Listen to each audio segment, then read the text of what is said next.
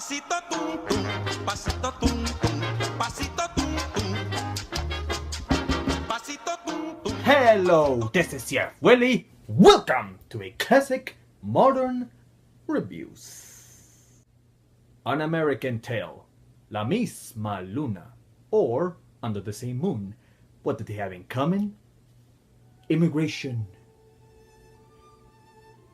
Well, it doesn't get any more apples and oranges than a Don Bluth animated picture and a Mexican film. But with today's heated issue about immigration, I found these two that had enough similarities to talk about their themes and compare them. Also, for this 10th anniversary of La Misma Luna, I thought it would be fitting to see how much it still holds up today, as well as how much An American Tale still holds up. And if you're wondering, no, this is not gonna be a Donald Trump rant, I promise you that. So with that said, how much similar are these two films? Well, both start with a poor immigrant kid. One is a Russian mouse, the other one is a Mexican.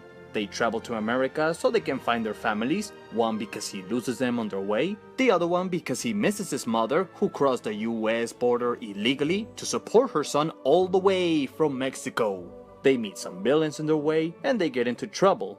They take bumps on the road and lose all hope of getting back home to their loved ones, but they also meet some colorful friends on their way that help them get back to their families. They both have their emotional musical moments, but nothing else can beat the Tigers of the North.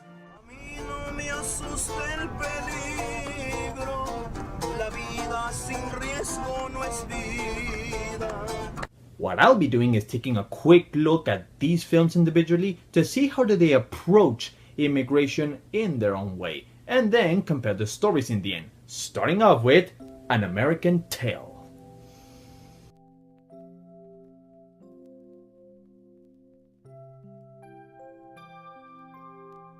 Followed by one of Don Bluth's darkest animated stories, relates not only the struggle of a young mice to survive in a world he's not familiar with, but also represents an allegory of anti-Semitism.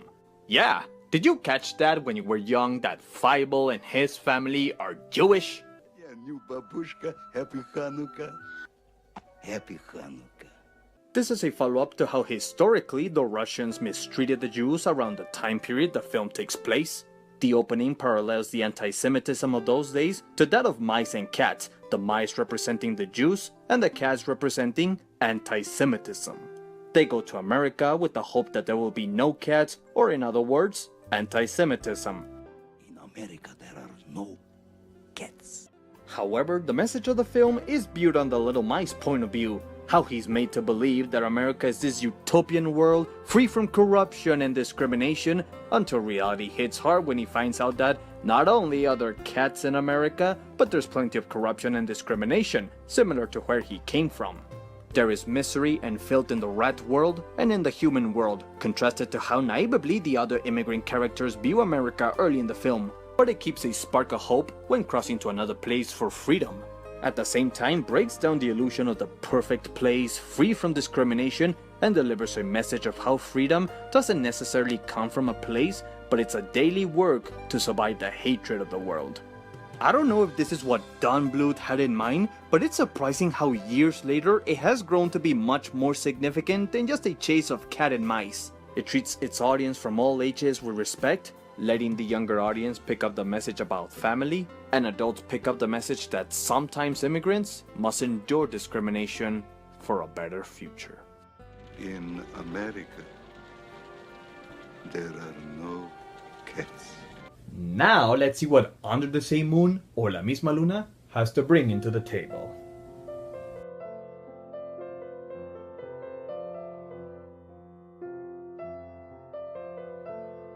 I mean, talk about a film that literally crossed the border. If you're Hispanic, you probably might have had the same experience as I did. If I remember correctly, when this film came out in the US, they treated it in Mexico like the second coming. Oh, a Mexican movie hitting the American theaters? That's unbelievable! It was promoted to death on every Hispanic channel, and even in my school, we saw it countless of times in our free time to the point I got tired of it. Now, today's popularity has sort of diminished through the years since I don't hear anyone mention it. But for that time, it was something unheard of to tackle this issue and told by Mexicans. It speaks on behalf of today's modern Mexican immigrants on the dangers they have to go through when crossing the border. It's not that they want to take away other people's jobs. They don't want to have this life, but they do it because they have no other choice. They come from a land that is mostly run by corruption, where there's barely any help to bring more employment opportunities to the people, and only have leaders that help each other to get more power, which leaves most cities in a hard condition to survive, or even have enough money to get papers to cross. That's why they have to risk everything, being caught crossing the border illegally, or by sex exploiters, drug dealers, traffickers, in order to support their families. Tu mamá te quiere, Carlitos. Y mucho. Entonces, ¿por qué se fue tan lejos? ¿Cómo que por qué? Pues para que tú vivieras mejor.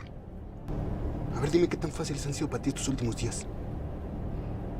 ¿Te gustó andar recogiendo jitomates? ¿O andarte escondiendo la migra? ¿O te gustó lavar trastes nada más para medio tragar y tener un catre donde dormir? The film doesn't necessarily justify their actions, but it sympathizes with their effort and struggle to help their families survive since they don't get much help from where they come from. What annoys me at times is how in the US, Mexicans are stereotyped as these brainless farmers and hard workers of cultivation and restaurants and have no life after that. Hey, did you know the Mexicans also have life? No? Okay, I just want to know if you knew that. Carry on. It takes the stereotype that Americans have labeled on Mexicans and humanizes their motivation, while at the same time labeling Americans with their own stereotypes, which is kind of contradicting. Se creen mejor que uno nada más porque nacieron del otro lado, ¿verdad? Now, I'm not gonna pick which side I stand related to immigration. It's a broad issue to pick which side is right and which one is wrong. At the end of the day, it all comes down to what side of the argument you already said. Do you see it as a humanitarian view, or do you see it as a felony for breaking the border laws? Now let's separate the themes and messages, and let's focus on the most important thing in a film, the story.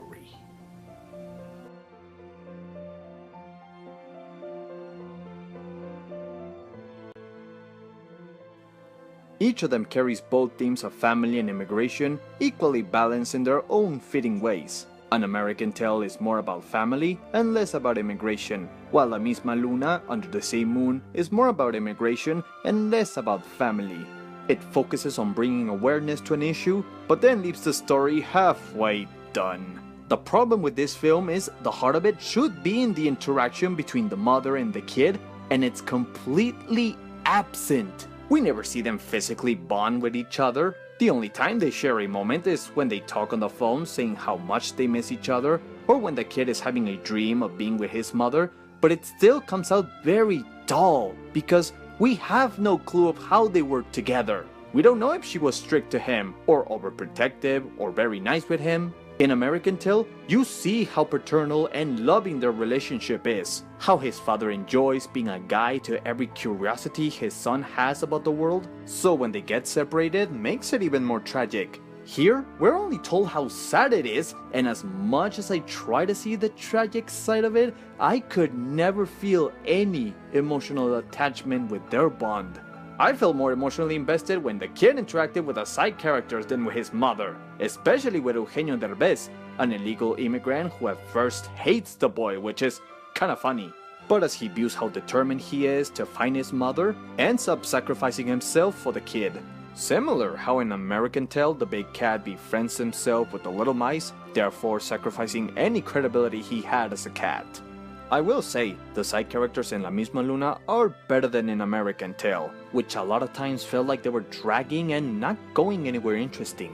How they both tease us of how close they are of being together is also an issue because while one is building up for what would be a satisfying ending, La Misma Luna doesn't do that. In here, they finally find each other, but there's interference on their way. That's okay because they're building up this emotional reunion. It's gonna be joyful, it's gonna be buckets of tears dropping to the floor, and then... the movie ends and the credits pop in. Yeah! You teased us all the way? Only to leave us in a cliffhanger? What the hell? It's an awful ending! Or good God, what if an American Tale would have ended this way after he finds his family? fuck you, and he never saw the little rat again.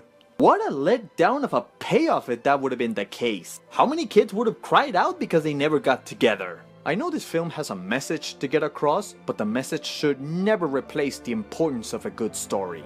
That's why An American Tale feels more effective out of these two, because it places the human element of the story first, and then the message without hitting you in the head that discrimination is bad. You later figure out that's what it was talking about, when as for La Misma Luna, missed the mark in some areas. So with these early complaints, you would assume that it's a bad movie, right? Well, not really. With all the hype it got in the past, it falls down in the okay category with a solid message. The kid is tolerable enough to carry the film, and the best moments are with him interacting with the actor Eugenio Derbez. I would say see both of them, though I find the animated version more universal when it comes down to the issue of immigration. It doesn't exclude all ethnicities and be about just one. They open up to other points of views immigrating to America. How everyone hopes to find opportunities to live free from oppression where everyone can have an easier way of life. At the same time, it pops the bubble that there is no such place on earth that is perfect. Some might be better than others, but they all come along with their ups and downs, including America itself. There will always be hate and intolerance in the world, and that's when family comes along. The importance of having each other's support in a strange land. And coming from an animated film for kids is more impressive for how much it still holds up. I'll give this one credit, at least it speaks on behalf of those that can't be heard, and it's nice to be a film made by Mexicans for Mexicans. Do they fix world problems? No. But together they give an interpretation of what to expect when looking for opportunities. Facing discrimination or struggling to survive will be present, but if there's anything that can seize just a little bit that fear of danger, family.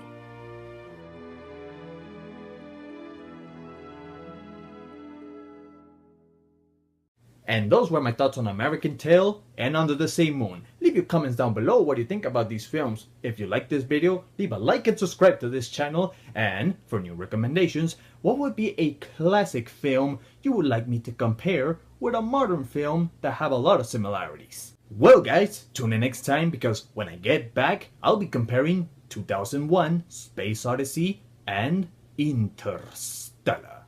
So for now, that's it for today. Ciao. Pasito tum tum, pasito tum tum, pasito tum tum.